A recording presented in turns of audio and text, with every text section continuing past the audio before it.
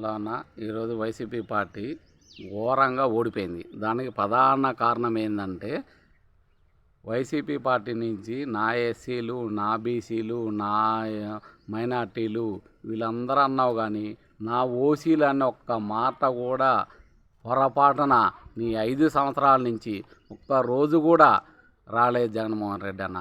దీనివల్ల అందరము ఈరోజు ఇంత డిపాజిట్ లేకుండా ఓడిపోవాల్సి వచ్చింది. నువ్వు ఇచ్చిన సంక్షేమ పథకాలు ప్రతి కుటుంబంలో ప్రతి ఒక్క 10 మహిళ తిన్నారు, ప్రతి పిల్లవాడు తిన్నాడు, ప్రతి గ్రామీణ మహిళ, రైతులు, కుటుంబాలు, సభ్యులు, చదువుకున్నవాళ్ళు, చదువు లేనివాళ్ళు అందరికి ప్రతి ఒక్కటి అని సంక్షేమ పథకాలు అందినాయి. కానీ ఏంటంటే ఒక్కసారి కూడా వీళ్ళ చంద్రబాబు చెప్పిన మాటలే నమ్మారు. కానీ నువ్వు చెప్పిన మాటలు ఇప్పటివరకు ఒక్క ప్రజలు, ఒక్క మనిషి కానీ, ఒక్క కార్యకర్త కానీ, ఒక్క మహిళ కానీ, ఒక్క ఓటర్ కానీ ఎవడన్నా నమ్మారన్న? ఇంత ఘోర ఓటమికి కారణం ఏందన్న? ఇన్నాళ్ళున్న ఈ కడప జిల్లాలో ఎస్సీ ఎస్టీలకి బీసీలకి ఇచ్చావు కానీ ఒక్కసారి కూడా ఓసీలకి ఎవరికన్నా నువ్వు అన్నావు కానీ ఓసీలకు అన్న మాట లేకుండా నువ్వు టికెట్లు ఇచ్చావు. అలా టికెట్లు ఏటుపడ్డా కదా సంకనాకి మన గవర్నమెంట్ సంకనాగిపోయింది. చెప్పండి అన్న, సమాధానం ఏం చెప్తారు చెప్పండి అన్న. వైఎస్ఆర్ పార్టీ తరపు నుంచి ఏం సమాధానం?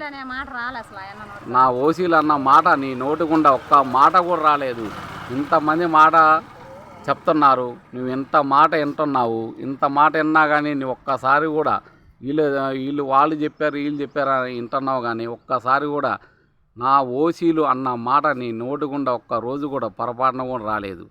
అలా రాకపోవడం వల్లేగా ఇన్ని పథకాలు వేసావు.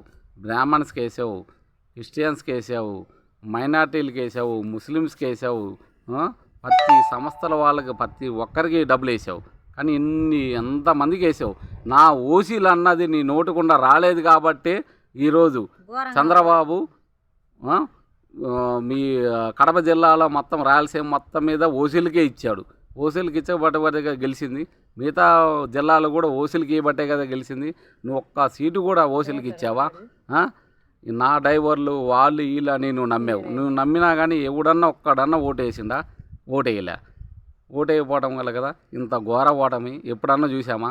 కనీసం ఇన్ని పథకాలు ప్రపంచం చరిత్రలో నువ్వు కరోనా ఓటమి వచ్చినప్పటి నుంచి, కరోనా వచ్చినప్పుడు ది ఆర్థిక సంస్థ నుంచి వాళ్ళు అమెరికా వాళ్ళు కూడా చెప్పారు, the economics times of India వాళ్ళు కూడా చెప్పారు, జగన్మోహన్ రెడ్డి డబ్బులు ఇవ్వటం వల్ల ఎకనామిక్స్ టైమ్స్ గ్రోత్ బాగా పెరిగింది, ఇన్ని బాగా పెరిగాయి. ఈ డబ్బులు మహిళలకి ఇవ్వటం వల్ల ఇంత డబ్బులు రొటేషన్ జరుగుతున్నాయి. ఈ జరుగుతుంది కూడా మళ్ళీ ట్యాక్స్ పరంగా వస్తుంది. ఇవన్నీ చెప్పావు. ఇవన్నీ చెప్పిన మాటలన్నీ కూడా జనాలకు రీచ్ అవ్వలేదన్న. ఎంత జరిగినా కానీ రీచ్ అవ్వలేదంటే మనం చెప్పిన మనలో ఏడ తేడా ఉందంటే ఓసీలకి ఇవ్వలేదు, కాంట్రాక్టర్కి డబ్బులు రాలేదు, రియల్ ఎస్టేట్ వ్యాపారం లేదు, వ్యాపారస్తులకు లేదు.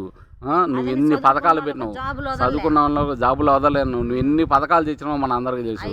ఉద్యోగాలు తెచ్చావు, కంపెనీలు తెచ్చావు. కానీ ఏంటంటే వీళ్ళకి రీచ్ అవ్వలేదు. నువ్వు పబ్లిసిటీ ఇచ్చావో ఇవ్వలేదో తెలియదు.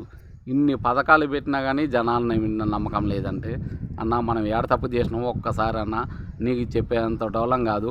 ఒక్కసారి మేము చెప్పింది అర్థం చేసుకొని మళ్ళా మన పార్టీని బతికిస్తారని మేము కోరుకుంటున్నామన్నా.